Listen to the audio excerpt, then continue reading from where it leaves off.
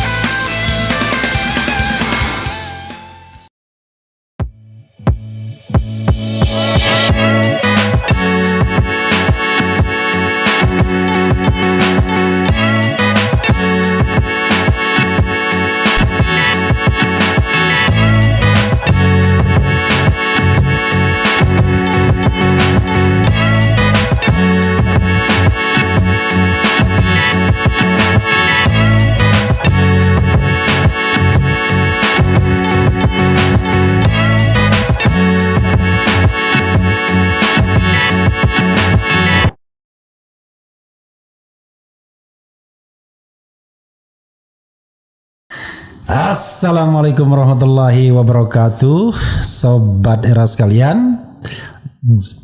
Jumpa lagi kita di channel yang keren ini. Keren cadas ya, sobat semuanya. Ini kita akan banyak menggali ya dari tamu saya berikut ini, karena gelombang perubahan itu makin mendekat. Gelombang perubahan. Rizal Ramli. Assalamualaikum warahmatullahi wabarakatuh, Bang. Oke. Ya, saudara sekalian, tadi sebelum video ini diambil, kita sudah live. Tapi ini video yang recorded dan nanti akan kita tayangkan segera ya. Bang Rizal, pertanyaan pertama Bang. Apa satu kata yang terlintas di benak Abang? Satu kata aja. Waktunya Jokowi turun. Turun. Jadi walaupun waktunya Jokowi turun, pertanyaannya adalah mengapa waktunya Jokowi turun? Artinya kan turun di luar masa pemerintahan yang normal kan? Oke, silakan Bang. Ada 3 hal. Ya. Satu, kenaikan harga itu luar biasa. Beras bahkan pernah sampai 15.000, naik dari 10.300. Memang di beberapa daerah agak turun karena dibanjiri beras oleh Bulog. Tapi mereka tidak mampu meredam harga normal di seluruh wilayah Indonesia. Karena stoknya tidak cukup. Perlu 3 juta ton stok untuk betul-betul meredam di seluruh wilayah Indonesia ke 10.300. Nah, Refli ingat Bung Karno jatuh salah satu karena masalah beras. Pak Harto juga salah satu faktor. Beras itu menentukan stabilitas politik di Indonesia. Dan yang kedua, mereka melakukan beberapa blunder. Satu, ketika ada kenaikan beras di satu kotak sampai 15.000, mereka nggak cepat-cepat redam. Dalam zaman online ini, kota-kota lain yang sebetulnya nggak ada masalah ikut-ikutan naik karena online. Dan dampaknya besar buat rakyat kita. Karena selama ini sampai 10 tahun yang lalu, rakyat kalau beli beras itu 3 liter, 5 liter. Tapi selama 10 tahun Jokowi ini, semakin banyak rakyat, terutama yang 10% yang paling bawah, beli beras itu 2 kali satu hari, setengah liter pagi-pagi buat makan siang, sore dia tungguin suaminya, bawa uang lagi, baru dia beli setengah liter. Ini belum pernah terjadi sebelumnya. Nah, yang kedua, mereka melakukan blunder lagi dengan melarang masyarakat membeli beras maksimum hanya boleh 2 kali 5 kilogram. Iya kan? Ini menimbulkan panik di golongan menengah atas. Mereka panik buying, mereka beli lebih banyak lagi, stok makin nggak cukup.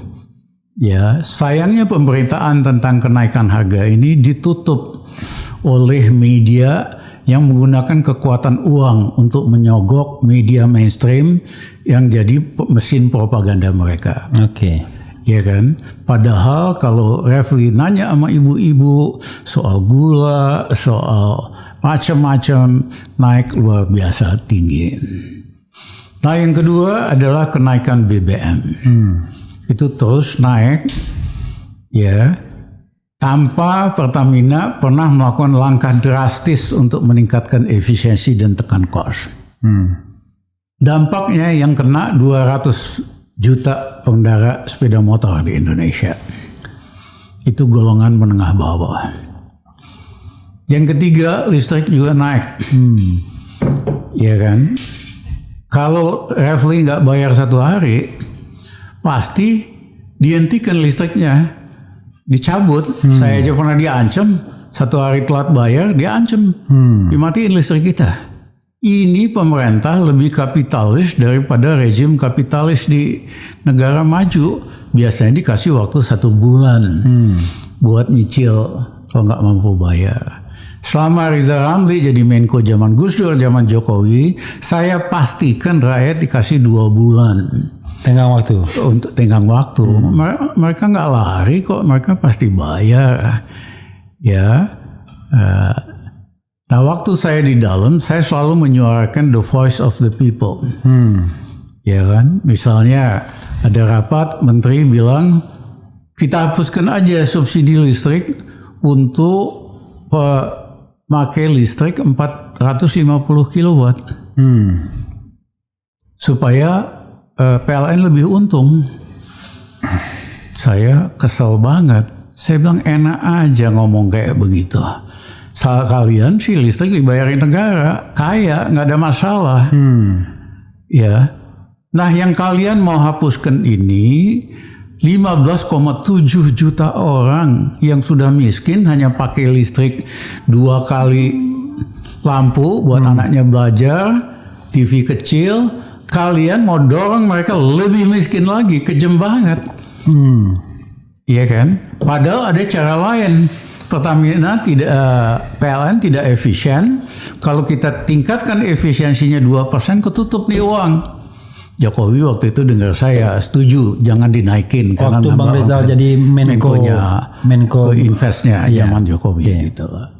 Tapi setelah saya nggak ada, isinya pedagang semua yang ingin memperkaya diri dan kelompoknya. Dan cara berpikirnya itu cara berpikir kalangan bisnis lah. Nah, semua ini buat rakyat tuh susah banget. Tapi media mainstream nggak pernah tuh ngomongin gini-gini. Karena ditukar sama iklan.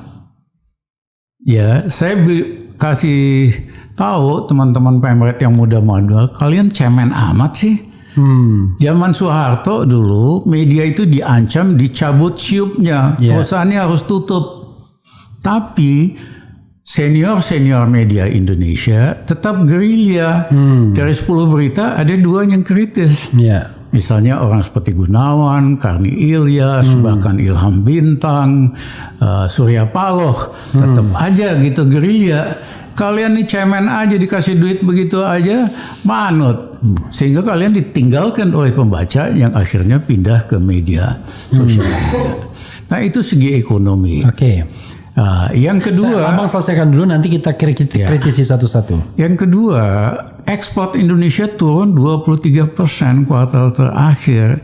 Itu yang mengakibatkan dolar anjlok. Ya, karena ekspor revenue-nya turun dan bakal turun lagi. Itu yang membuat rupiah 16.000, bentar lagi akan naik sampai 16.500 dan sebagainya. Dan pemerintah nggak bisa mengendalikan. Akhirnya apa? Kalau dolar anjlok dari biasanya 15.000 ke 16.500, harga-harga barang tuh bakal naik karena kita kan sangat tergantung impor. Akhirnya kena lagi rakyat. Nah, oleh karena itu, saya ingat waktu kami mengorganisir teman-teman mahasiswa buat mendorong pergantian Pak Harto, kami sarankan jangan timpe Pak Harto langsung. Ini bulan Oktober 97. Fokus saja sama turunkan harga. Kalian bisa konsolidasi, dapat simpati dari rakyat.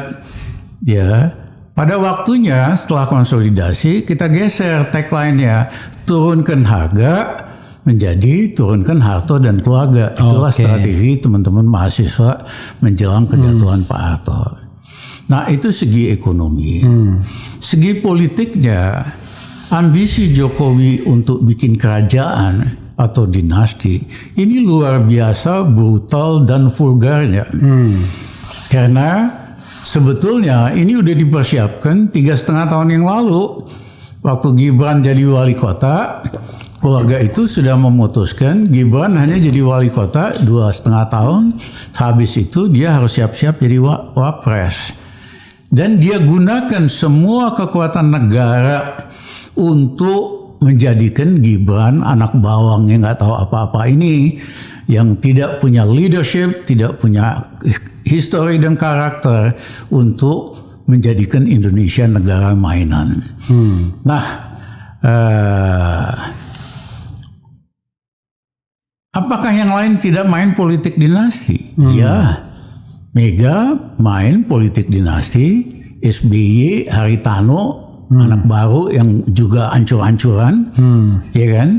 Nah, tetapi mereka bikin dinasti hanya di dalam partainya, dan tidak pernah menggunakan kekuasaan negara untuk membangun kerajaan. Karena ide kerajaan itu ide yang bertentangan dengan cita-cita membangun Republik Indonesia. Tokoh-tokoh kemerdekaan kita, bahkan raja-raja di Nusantara, setuju kita bikin republik. Yang setuju kerajaan atau semi kerajaan itu minoritas 3-4 orang, sisanya mau republik. Ya, dan mereka berkorban. Sri Sultan ya nyumbang 500 juta gulden, Sultan Siak, Sultan Aceh, Sultan macam-macam, Sultan Tidore. Jadi Jokowi nggak ngerti sejarah Indonesia. Upaya dia bikin kerajaan ini adalah pengkhianatan terhadap cita-cita kemerdekaan kita. Ya, dan dia lakukan dengan menggunakan kekuatan negara. Ya. Seperti dia akan lakukan buat dorong si Gibran ini, pasti dia pakai aparat, kepala daerah, menteri-menteri, aparat, dan uang negara untuk bagi-bagi uang untuk itu. Ya. Nah, tetapi dampaknya dahsyat. Orang-orang yang tadinya memuja-muja Jokowi selama 9 tahun, menganggap dia dewa, tokoh-tokoh intelektual yang pada dasarnya nggak suka dengan Islam politik gitu. Makanya mereka dukung Jokowi habis-habisan, puja-puji.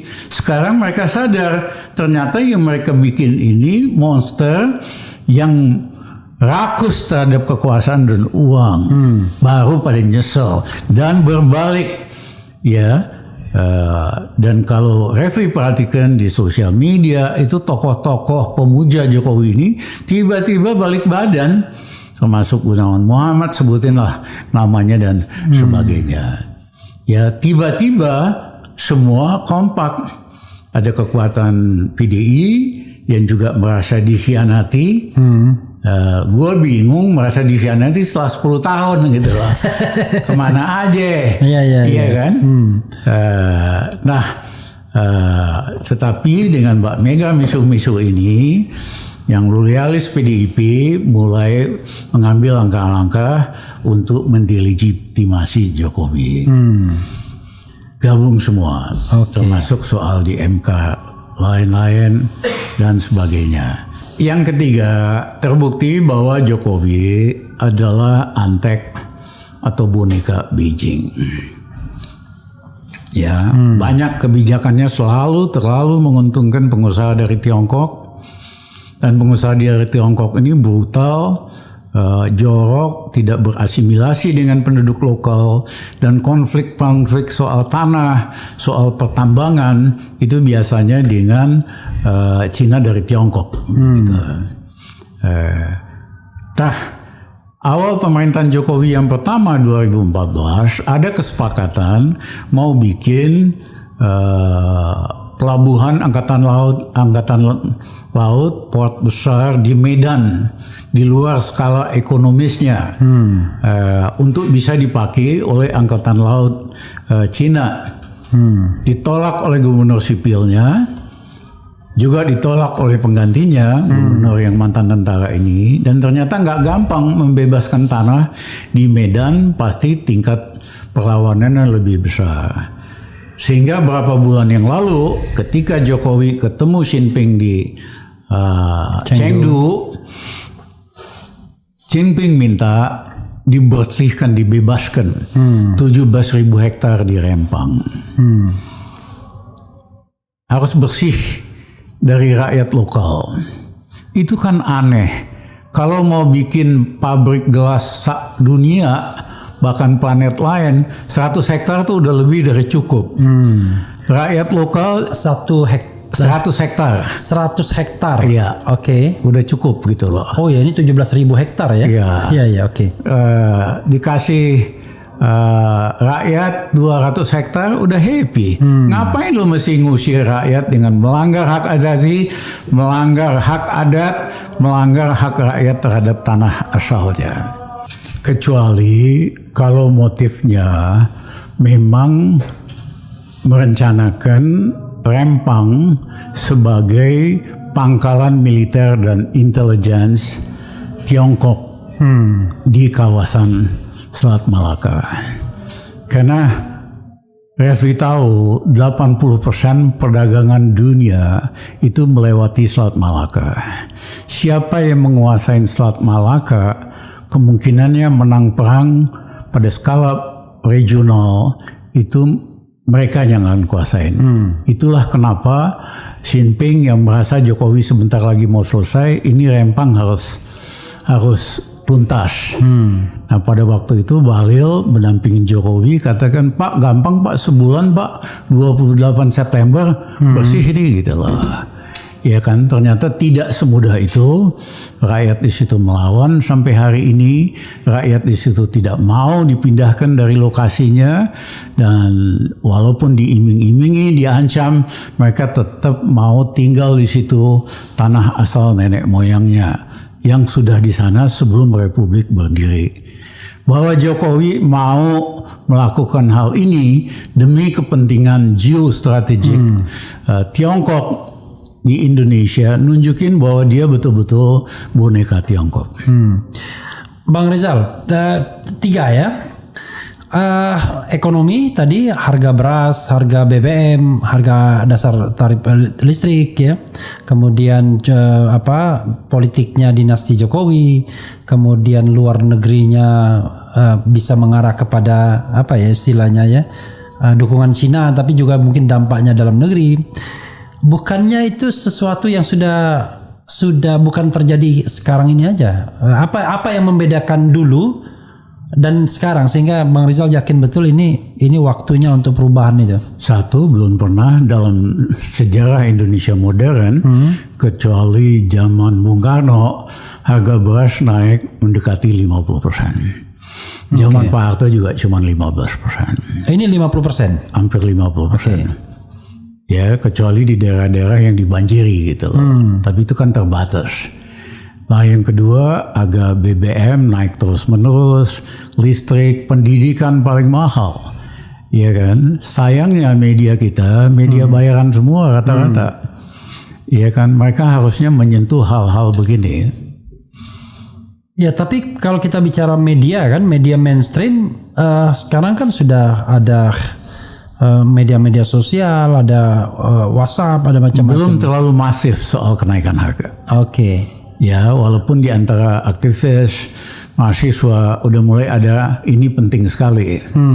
Makanya saya dan Rocky tagline-nya itu turunkan harga dan keluarga agar bangsa kita berharga. Oke, luar biasa. Nah, iya kan? Dan tidak berlaga. Tidak berlaga. Ya, oke. Tapi kan Bang Rizal tetap mengatakan belum masif. Gimana coba misalnya kalau kita mau mendorong perubahan sementara negara misalnya masih punya kartu truf, misalnya BLT gitu-gitu, apalagi menjelang pemilu kan akan dipush. Itu kan Refli masih ngomongin soal pemilu, kita kan ngomongin pemilu. Iya, maksud saya beda konteksnya. Maksudnya gini, untuk meredam harga-harga tersebut, kemudian negara kemudian bicara BLT dan lain sebagainya, bisa meredam nggak? Terbatas itu kan kemampuan dia BLT, misalnya jual bulog beras murah itu kan hanya di beberapa lokasi doang. Oke. Iya kan, di daerah-daerah nggak berubah tuh. Ya, kemampuan kan terbatas. Saya mah sederhana, Refli. Saya mantan ketua bulog. Iya. Kalau you mau turunin di seluruh Indonesia, you perlu stok 3 juta ton. Dan ternyata nggak punya. Sekarang pun beli beras setengah abal-abal dari Cina yang 1 juta ton gitu loh. Oke. Amunisi nggak cukup. Oke. Kalau untuk menutup semua nggak cukup ya amunisi. Oke, yang kedua soal dinasti ini memang sekarang eskalasinya lebih tinggi ketika Gibran menjadi calon wakil presiden. Tapi kan dulu juga sudah dimulai tuh tahun 2020 ketika Kaisang dan Bobi Nasution dipaksakan untuk menjadi kepala daerah, dan kita tahu betul prosesnya itu ya abal-abal prosesnya. Gimana? Ya memang pada waktu itu banyak orang nutup mata lah, cuman wali kota biarin aja kita. Tidak menyangka bahwa akhirnya ini memang dipersiapkan, si Bobi mau jadi gubernur, si Kaisang mau jadi wali kota di Depok, satu lagi mau jadi wakil presiden. Mereka mempermainkan Republik Indonesia ini, masalahnya sangat kompleks. Penduduknya 270 juta, dijadikan mainan, dijadikan eksperimen. Iya kan, anak-anak Jokowi yang abal-abal, ya tidak punya leadership, tidak punya kecerdasan cukup, tidak punya track record. Memang dinasti, ya kan, biasa.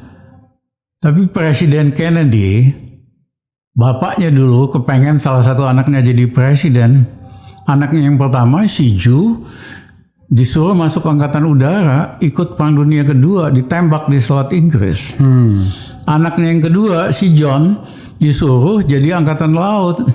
Kapal U-boat-nya ditenggelamkan oleh Jepang di Pasifik, sebulan di laut. Iya kan? Jadi hero. Habis itu kemudian jadi anggota DPR, anggota Congressman, DPR, ada tangga-tangga lah. Iya kan? Nah, ada yang bilang Gandhi, Indira Gandhi. Iya. Aduh, jangan asal ngomong aja deh, sejarah nggak ngerti. Bapaknya Gandhi, Nehru, itu elit India, lulusan Oxford. Iya kan? Indira Gandhi udah ikut bapaknya di dalam berbagai hal. Di sekolahin juga di sekolah Inggris, sekolah elit di Inggris. Si Indira Gandhi.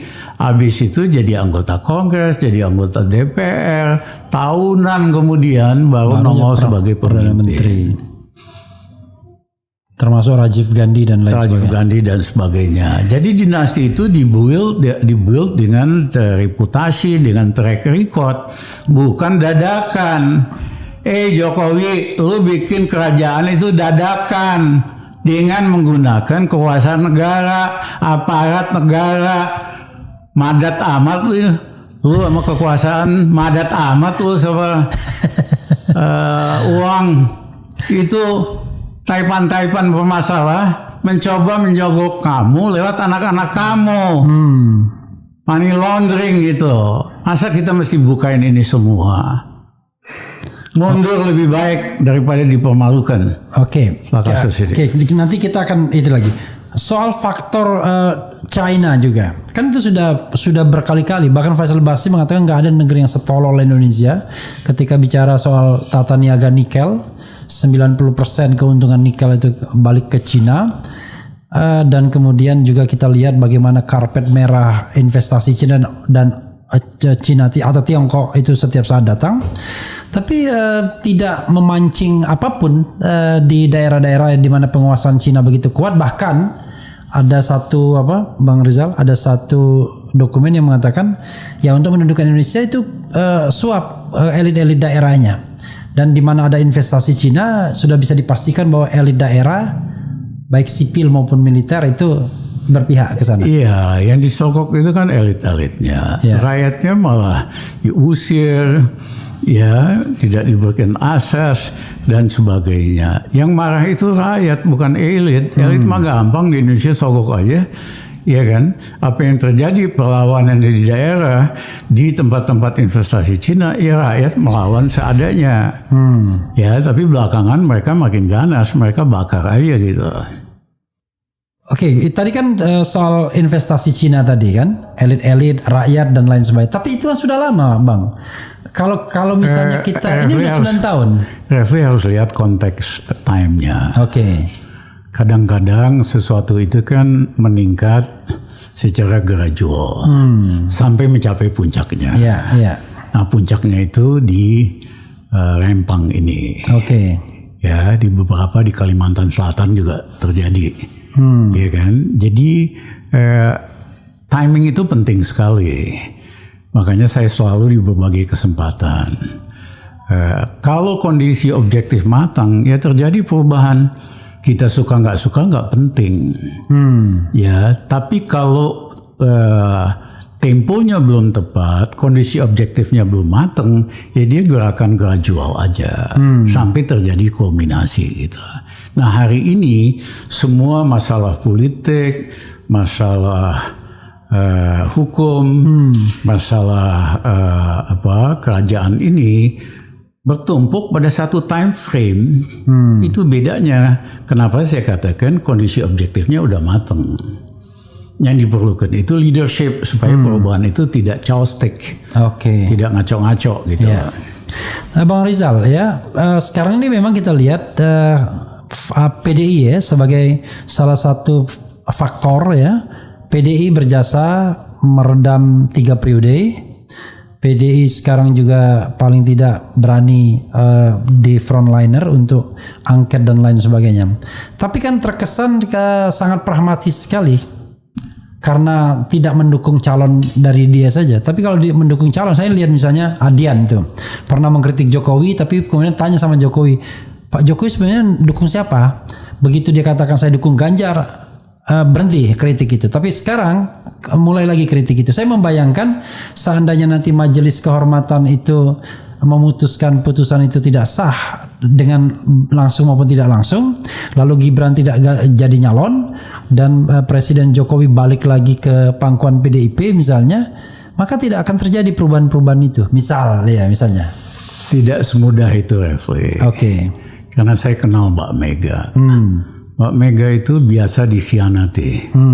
Waktu bapaknya presiden, dia dipuja-puja, diundang kiri kanan. Begitu bapaknya tumbang, ya kan, semua orang pura-pura nggak kenal sama dia. Udah kenyang dikhianati.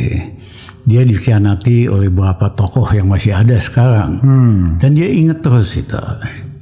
Ya, saya ingat waktu saya Menko Invest Jokowi, saya dipanggil sama Mbak Mega ke Tengku Umar. Rizal, kamu kenal saya sama Bang Taufik udah puluhan tahun. Tapi kamu ada jeleknya. Apa, Mbak? Setiap saya ulang tahun kamu nggak pernah kasih hadiah. Saya bilang, Mbak, saya minder mau kasih hadiah apa, Mbak? Mbak kan udah punya semuanya. Jadi Rizal, 3 bulan lagi saya ulang tahun. Saya minta kamu kasih hadiah saya. Oke. Dia 23 Januari itu ulang tahunnya. Ya, saya ini juga apa nih hadiahnya kan? Dia bilang hadiahnya kamu bujukin Jokowi supaya memecat Rini Suwandi. Rini Sumarno. Ya. Karena Rini kan dulu loyal sama Mbak Mega. Ya. Begitu nempel Jokowi pindah gitu. Ya saya setuju, saya janji. Saya datengin Jokowi di istana. Mas Rini Sumarno ini jasanya penting pada saat pemilihan Mas Presiden 2014. Dia bikin rumah transisi, dia mobilisasi dana, bukan uang dia, sumbangan dari Taipan dan dari BUMN. Tapi kinerjanya sebagai menteri payah. Saya kasih contoh gini. Jokowi kalau saya di dalam banyaklah dengar saya. Jadi gimana Mas Rizal? Kita ganti Rini. Tapi saya pengen Mas belajar dari Pak Harto. Apa? Siapa yang pernah kerja sama Pak Harto setelah pensiun diurus sama Pak Harto? Ya, ditaruh jadi dubes, ditaruh jadi komisaris di swasta dan lain-lain. Diundang makan malam sama Pak Harto. Ya, Pak Harto bilang, Mbak ke istrinya nih, mantan kasat atau mantan apa? Kalau ada apa-apa, telepon Ibu Tin ya. Ya loyal banget ini kan, suami istri sama Pak Harto diurus gitu. Jadi nggak boleh lupa jasanya Rini Sumarno sama Mas. Kita apain dia Mas Rizal? Saran saya kita angkat dia jadi dubes di Jepang.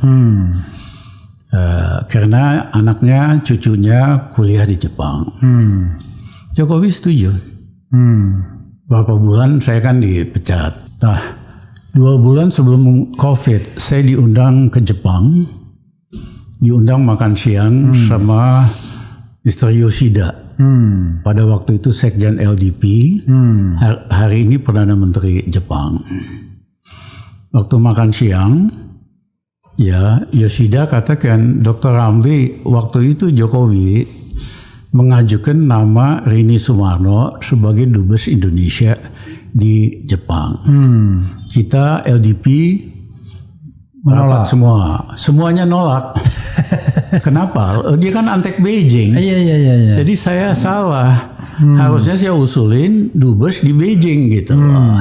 Gagal deh gue kasih hadiah sama Mbak Mega. Nah, Mbak Mega ini juga ingat siapa aja yang mengkhianati dia. Karena udah berkali-kali kan, Jokowi kan minta hak khusus supaya Gibran bisa jadi bupati, Bobi bisa jadi wali kota, segala macam lah.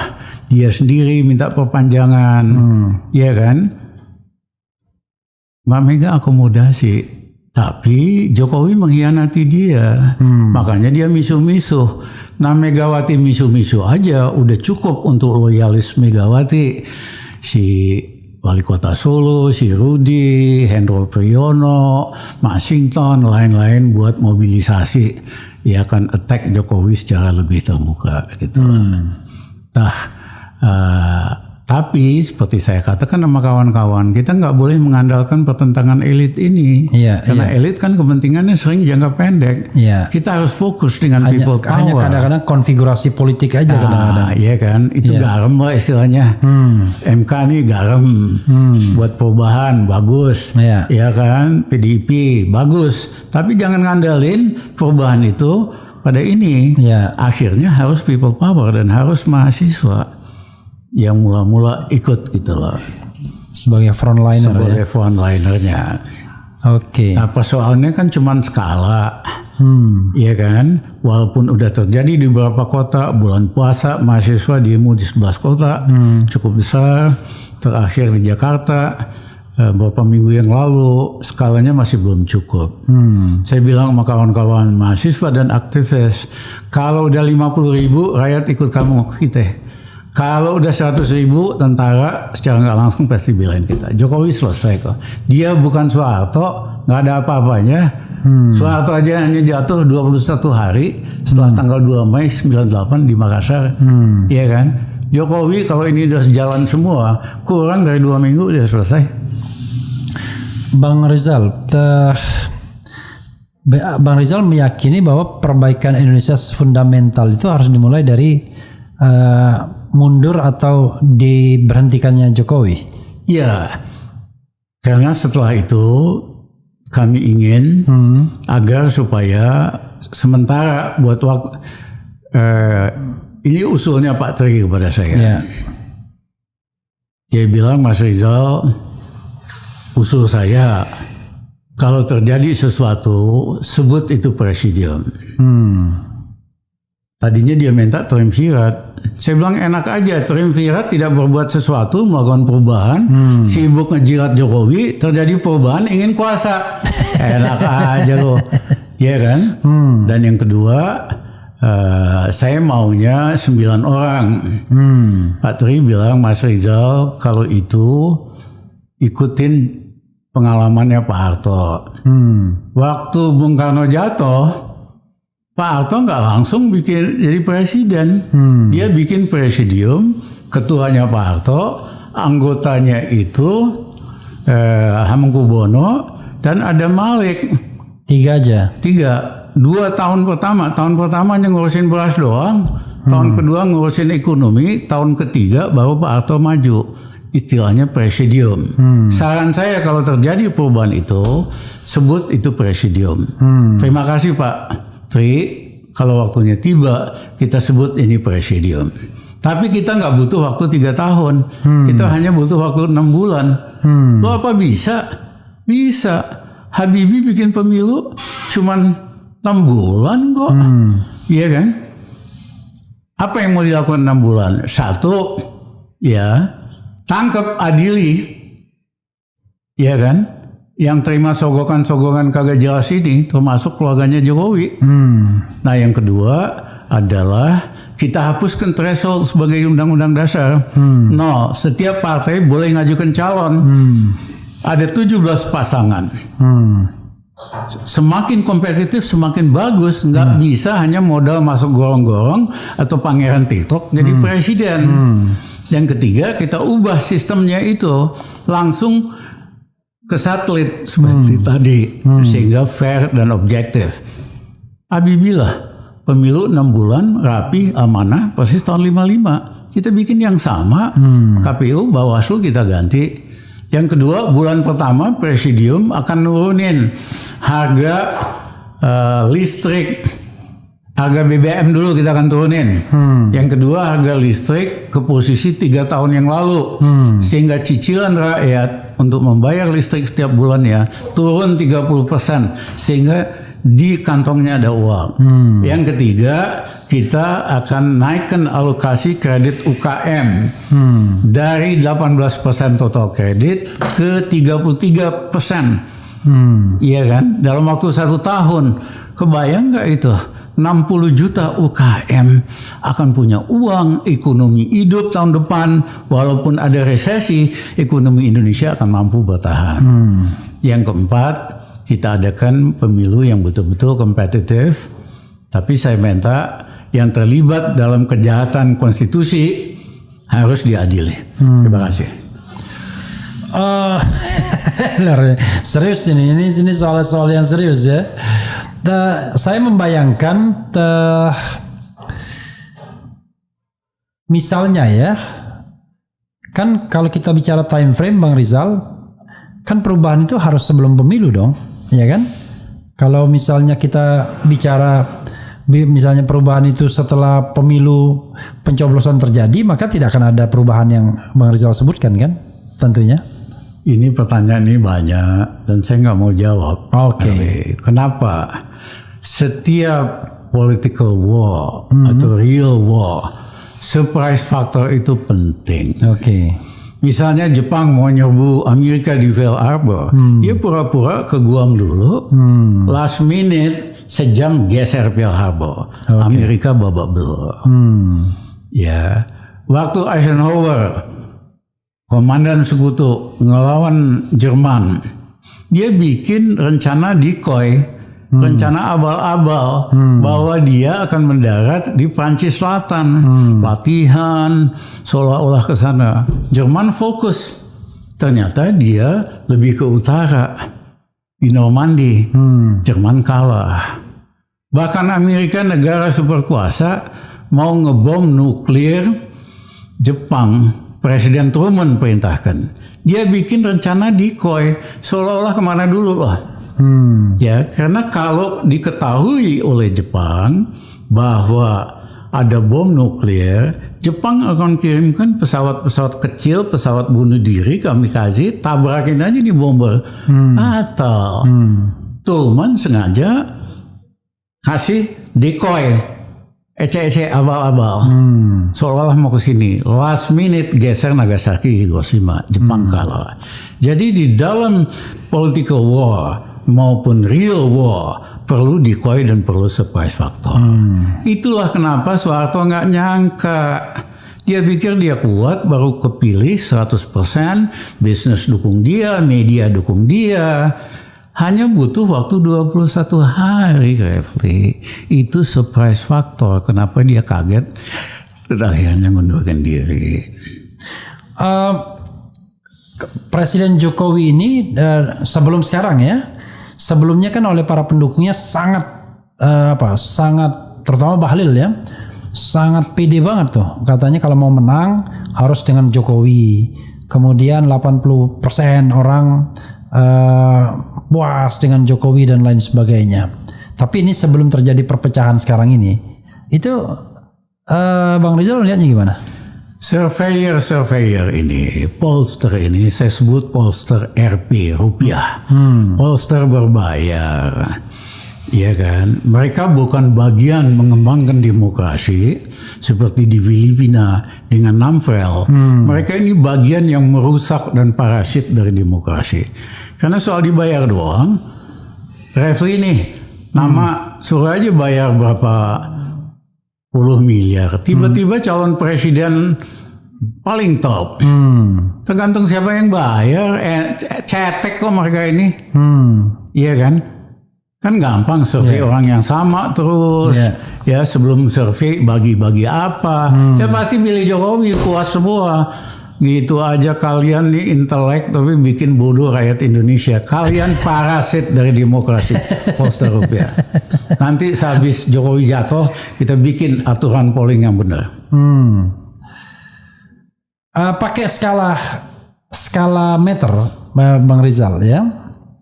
Kalau 0 itu sangat tidak yakin, 100% itu sangat yakin, berapa persen Bang Rizal yakin kalau dengan perubahan? Saya lihatnya begini, berbagai kesalahan blunder tadi soal harga, soal politik dinasti, soal Cina, itu kan mereka yang bikin kesalahan-kesalahan, bukan kita lah. Bahwa semua bertabrakan dalam time frame yang bersamaan dekat. Istilah itu saya jalan Tuhan. Tuhan udah kasih sinyal kok.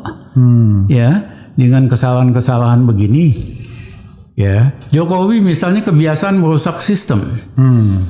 Ya, dulu rekrutmen perwira di ABRI bagus banget. Ada Wanjakti, Dewan Jabatan Tinggi, yang menyeleksi.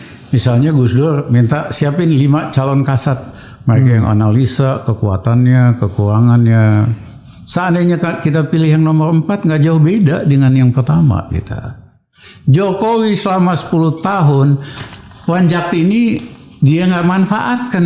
Tergantung dia pribadi aja. Mantu siapa dia mau angkat, anak siapa yang dia angkat. Dia merusak sistem.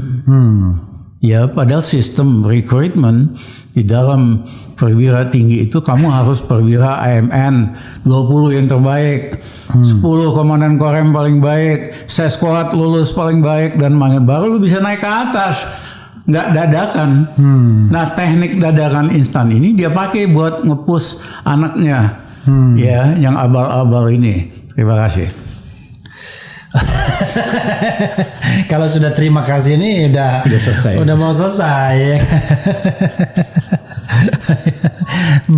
Tapi the last answer berapa persen yakin tadi? Dari skala meter 0 sampai 100 itu. In a way, makin lama saya makin percaya dengan God willing. God willing, kun fayakun. Oke. Everything will happen. Oke. Itu jawaban Gus Dur, kun fayakun. Kun fayakun. 2 tahun sebelum dia jadi presiden, saya ngedorong dia pakai kursi roda, setengah mata kan, kursi roda. Dia bilang, Rizal, 2 tahun lagi saya jadi presiden. Oh, dia bilang begitu.